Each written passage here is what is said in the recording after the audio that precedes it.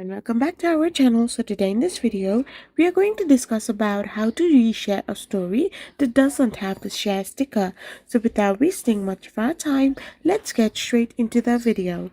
So if you open your Instagram and go to any of the profile, to reshare an Instagram story that lacks a share button, you must follow the simple and easy way.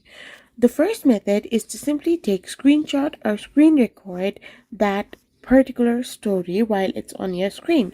You can simply do it and open the Instagram camera filter or like camera option. And once you open the camera option, you can simply upload that particular recorded story or a simple photo that you had captured. Now use the text tool to tag the original creator in your story to give them credit.